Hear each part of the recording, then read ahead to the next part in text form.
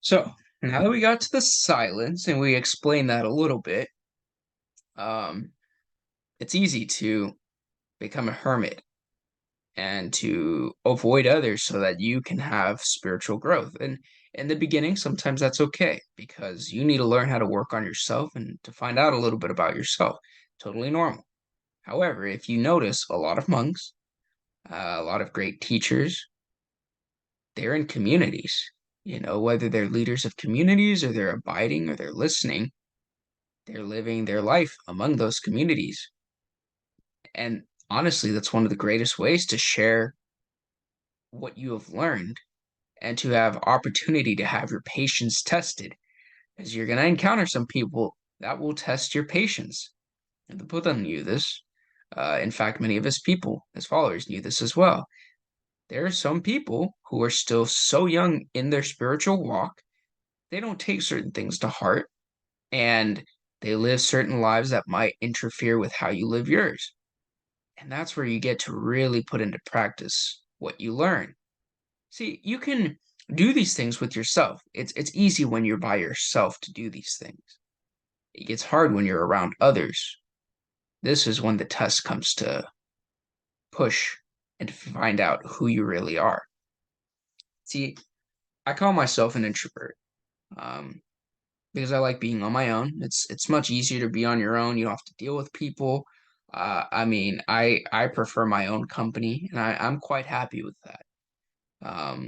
However, in a way, it can be cowardice because I'm avoiding tough situations. I'm avoiding being in front of areas that there might be conflict. I don't want to have my patience tested because sometimes I might have bad emotional outbursts or possibly violence, right? And how do you build something without practicing? You have to be put to the test. You have to practice, practice. It fosters a sense of belonging.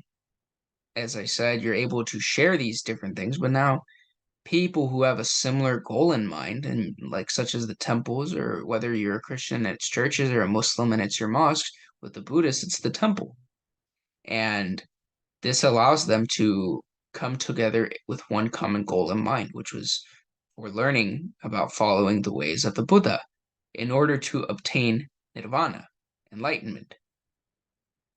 And being in a community helps nurture your growth because their different perspective of you can help you see your shortcoming. And I think that's crucial. That's critical because if we get so caught up, we become very self-centered, very narcissistic. Everything becomes about us, and we don't have as much opportunity to give to others. It can be something simple like cooking a meal for others, you know, praying or meditating with others or worshiping with others, whatever it might be. So many great opportunities to live a life of community. And it is proven that humans are social creatures. And in order to function best, we must be social. This does not mean gossiping. This does not mean spreading lies. This does not mean drama. In fact, far be it from living like you did before. This will be in living in a harmonious way that would benefit society, benefit yourself, benefit others, benefit the world.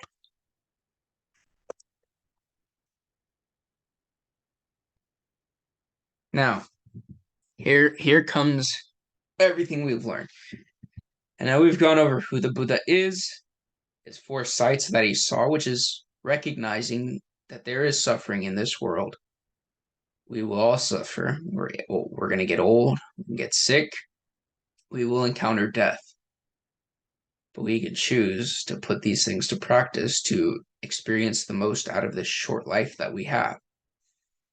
Um, Understanding and gaining this knowledge is wonderful.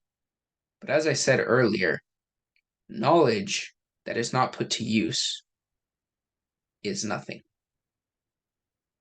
If you are put in a dangerous situation and you know how to do jujitsu or kung fu, and you don't use it whenever a dangerous situation comes along, that knowledge that you spent in that does absolutely nothing for you. And so is the same when you learn these things for Buddhism, these concepts, these precepts, these ethical ways of living, does not help you at all if you live this way. Um, oh, sorry.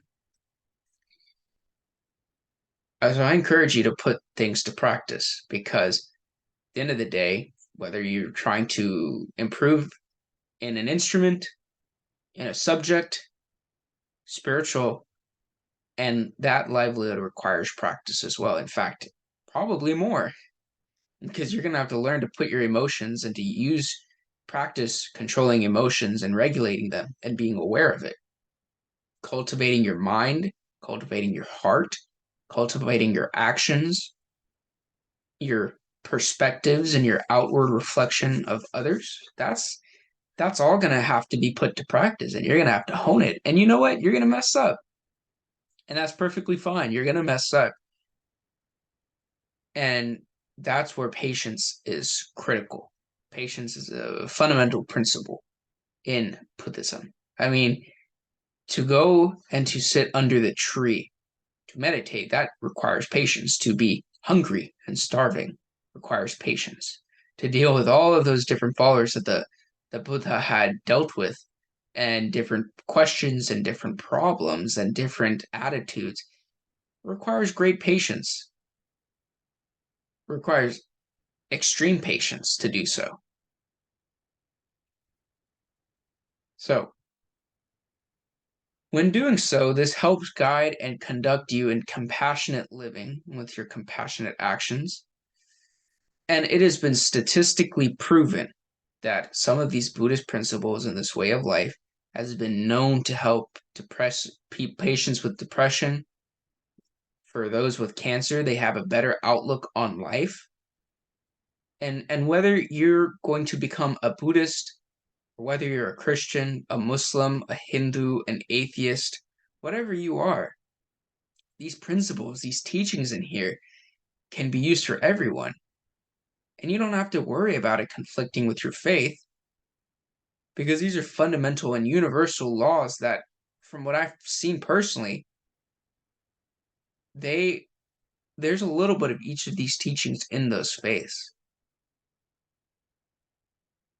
And so I believe it's essential in embodying these principles of Buddhism in order to help people feel the best because depression rates are through the roof from social media. I mean, it is shrunk attention span, your appreciation, your dopamine system is in overdrive, trying to make you happy and wanting more and more and more things. And Buddhism is all about being content with what you have. There's nothing wrong with having goals. In fact, we're always to have goals, striving towards more. However, it's learning to show gratitude and thankfulness for whatever things you might have, whether it be something simple as food, whether it be something as simple as just a nice sunny day.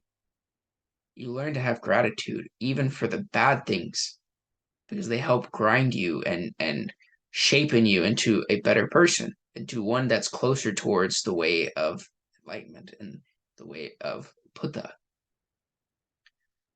And so, again, you don't have to be a Buddhist. In fact, you don't even have to be a monk to follow the way of Buddha. It's meant for all people of all ages, of all different backgrounds, of all different faiths. And this is where you'll notice, at the heart, Buddhism is non-theistic, meaning there's no central god per se. The Buddhists take Siddhartha to be their god. However, the principles that underlay it, and if you look into how Buddha came to it, he didn't worship himself, right?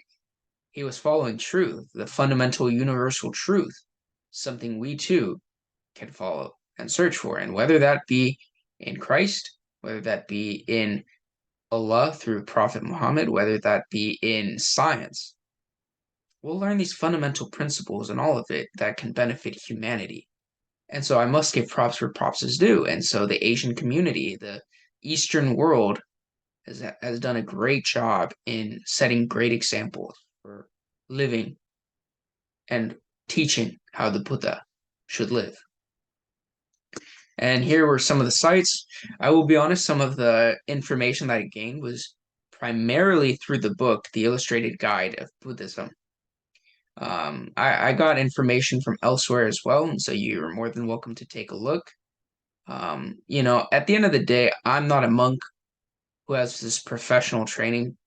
This is from the little that I've learned from this course, being taught, instructed, reading, and I've come to appreciate this faith, this religion, a lot more. Now, I myself, I'm a Christian, and I might not follow the worship practices of a Buddhist, but you better bet I can follow a lot of the ethical and a lot of the principles and precepts that these Buddhists have.